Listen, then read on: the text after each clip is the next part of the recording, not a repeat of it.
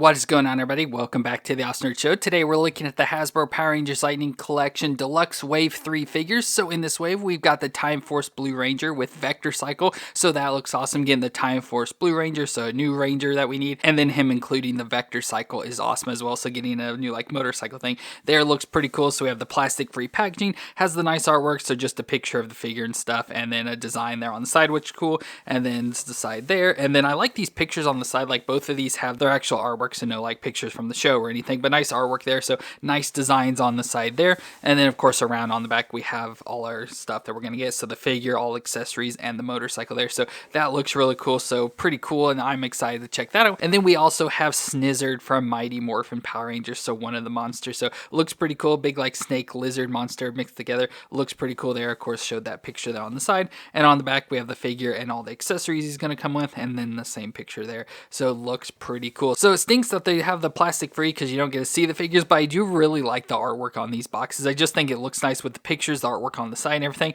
So I like it, and I don't really care overall for the packaging because I just throw it away. So it doesn't really matter much to me, but I do like the artwork and stuff they've chosen to do. It would just be nice to see the figures so you can see the paint and stuff on the figures and if it's good or not. But overall, I don't really care too much, but like I said, I do like the artwork design. So I'm excited to check these out. So let me get them out of the boxes and we'll take a look at them together.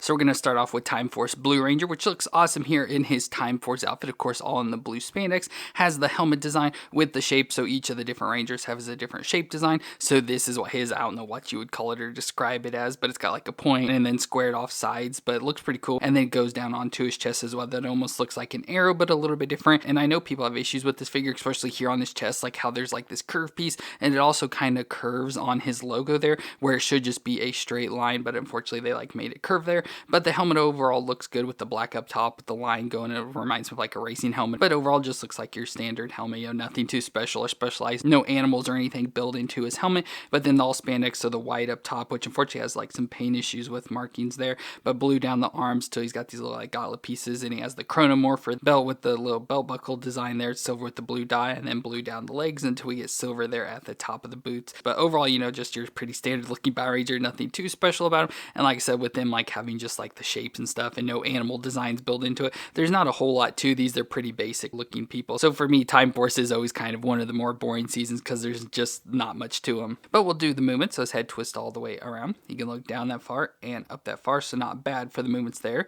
Shoulders can come up to 90 with the butterfly joint, so movement back and forth there. And of course it can rotate all the way around. We get the bicep twist, the double elbow joint that bends up that far, so just over 90. Wrist can twist around and flex up and down for this hand. We get the upper ab crunch, so crunch back and forth and twist all the way around.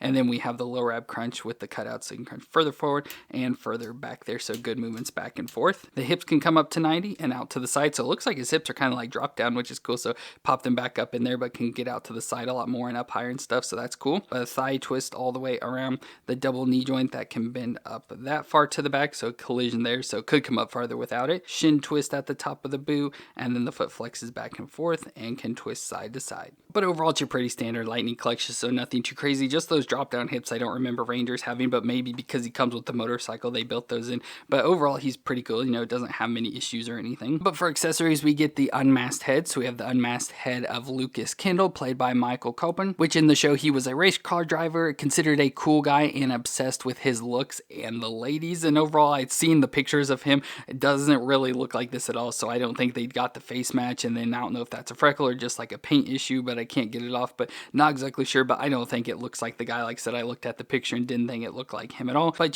for me, I don't care about these heads, so it doesn't really matter. We get additional hands. We get a set of fist hands to go along with the grip hands. And for those grip hands, we get the Chrono Blaster, so their standard blaster gun each of them come with. So just this little gun looks futuristic and everything with a white and black design with the little red arrows on it there. So let's put this into his hand. So there is the Chrono Blaster in his hand. And then he also comes with the Chrono Saber. So we've seen these before with the Red Ranger, but the sabers, we can have two of them that can go together, and it's supposed to be, hands of a clock that, can spin around, but they have the different colors. So he has the blue on the end of it with this see-through and the blade part in the middle there. So looks pretty cool. So you can have them apart and, dual wield them or stick them together to have sort of a staff. So let's put this in his other hand. So there's the Chrono Saber in his hand with the two of them there together, which overall is pretty cool. But of course, the biggest thing with this figure is that he also comes with the blue Vector Cycle. So the motorcycle we can put him on which overall looks pretty cool. You know, has a nice design, has this logo on the top on this like dome piece that goes over the handle and all the gauges and stuff. We have the front with these two guns, so I have like these machine guns on the front. Of course, the wheel,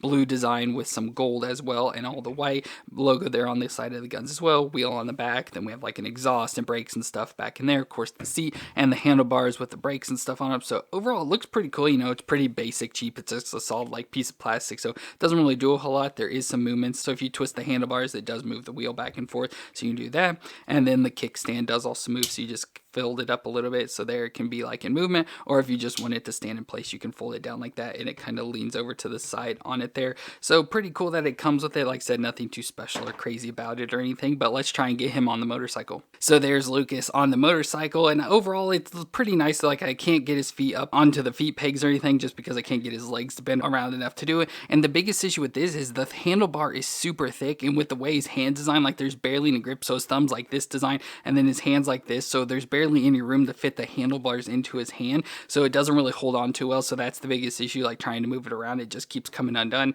But there he is on the motorcycle at least, so we can have him now racing in, you know, defeating bad guys, shooting off his guns and stuff. So just racing in and stuff, just putting him on the bike like that. And of course with the kickstand, he's always leaned over to the side a little bit, but I'm sure you could pose him up to make him, you know, look like he's just standing there, you know, posed up with the bike and stuff. But overall, I think it's cool that he comes with the bike. Just wish he could fit on a little bit better, had better hands to grip onto the handle, and could easily fit his feet onto the peg, because I feel they're a little bit too short a distance here, need to be like down a little low or something. But overall, it looks pretty good still with him on the motorcycle just like that. I think it looks pretty awesome. But of course, now that we have the Blue Ranger, we can bring in our Red Ranger, so there we can have blue and red there together, so at least have two members of Time Force already. Of course, still need to fill out the rest of the team, but it's cool to have these two now, so we don't have just the Red Ranger all by himself now. And then we also have Snizzard, which first appeared in Season 1, Episode 14, Foul Play in the Sky, and he's a combination of a snake and a lizard-themed monster that was created by Finster, and he ends up being defeated by Kimberly when she shoots an arrow at the Zapper apple on his head. And fun fact about this character, he was actually voiced by Bryan Cranston, so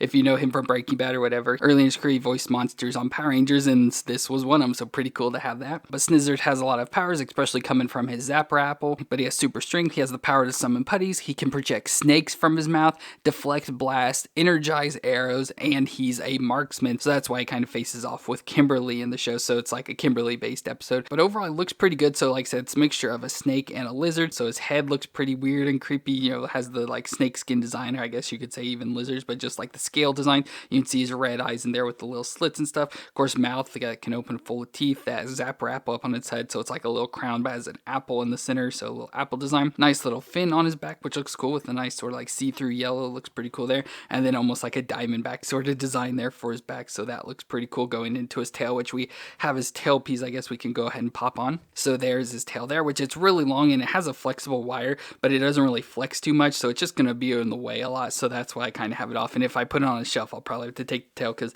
you know, that's a lot of real estate space there. But then more scaling design down the bottom with like teeth coming out the side, and of course we'll see that function. His arms are snakes, so there's like snakeskin design going into the little hands that are snakes, so that's pretty cool. And then his legs are a bunch of wrapped up snakes, so you can see it's all like bundled up snakes there with little heads sticking out every now and then, all the way down to his feet, so he just looks really crazy. And then like some of his functions and stuff, pretty fun. But unfortunately now with that tail on his back, it makes him like back heavy, so you have to kind of have him leaning forward to stand up properly. But let's do his movements. So his head there can move a little bit, so it's just the upper section that can move back and forth, because the mouth does open, so of course here you can barely see it opens up there, but you can grab onto the side. You have to just be careful with this, and you can open it up, so you just have to get it unstuck, and then the mouth can open up. And now mine had issues that I had to get it broken loose, but it was kind of like stuck down in the bottom, like glued shut, so I had to break it sort of open there. So you can have the mouth open like that, so he's got this big mouth, and his head of course can move a little bit more back and forth and stuff, so you get that in there once you have the mouth out of the way. But then he's got these little snakes coming out of his mouth, so of course it says he can shoot these out of his mouth, but they just look like little arms or something. It reminds me of the Graboids from the Trimmers movie, so they have the little snakes that come out of their mouth,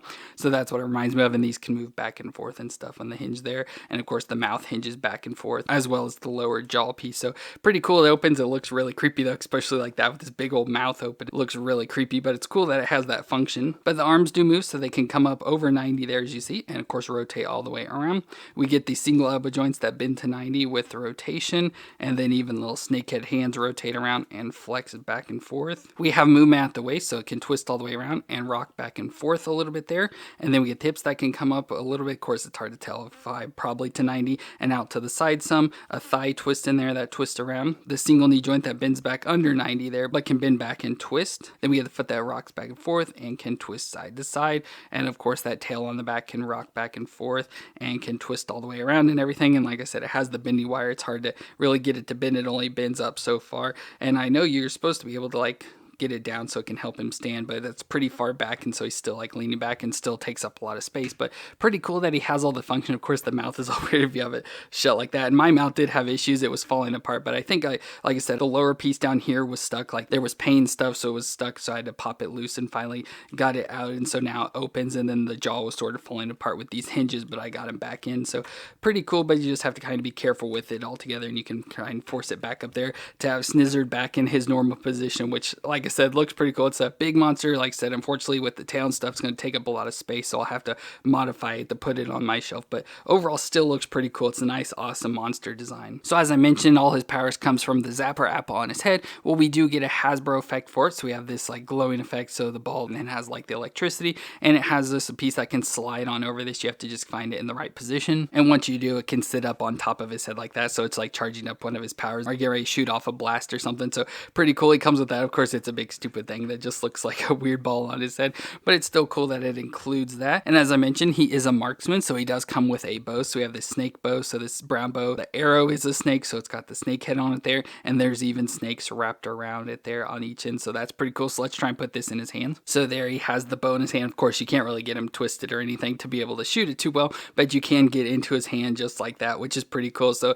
that's awesome to have him like that. Like I said, doesn't really position it too well, but he does at least have the bow in his hand, which is good. And then he comes with some additional items, so we get like these snakes that you can like wrap up, so it's supposed to be like a cord, but it's a snake design, so you can wrap it around a ranger or something. And then we also get a lasso, so much like the one that Pumpkin Wrapper came with, that was a vine. This one is a snake, so it's been on there creating this loop, and the cord just comes down to that where you can put it into his hand, so it's like a big loop or lasso. And so I'm getting ready to wrap up the rangers, so you can then put this on him if you want. But I feel these are kind of pointless, and I don't really like the designs. I just want him with the arrow like that, so that's how I want my Snizzard to be. But I think he looks pretty cool there. And of course, as I mentioned, this is an episode sort of like featured or whatever around Kimberly. All the Power Rangers usually tend to have certain episodes that are featured of each of the Rangers. And like I said, this was a Kimberly one. So we can bring in our Kimberly, and you can see how tall Snizzard is compared to her. And of course, I do have him sort of crouched down a little bit just to try and help his tail hold him up. But there we can have Kimberly next to him and have the two face off, the two marksmen with the arrows. And like I said, Kimberly ends up defeating him by shooting an arrow and hitting the apple on his head. But pretty cool, we can have the two archers here together of Kimberly and her monster of Snizzard. But here we can have our two figures facing off together, so we can have Snizzard sort of shooting at the blue Time Force Ranger,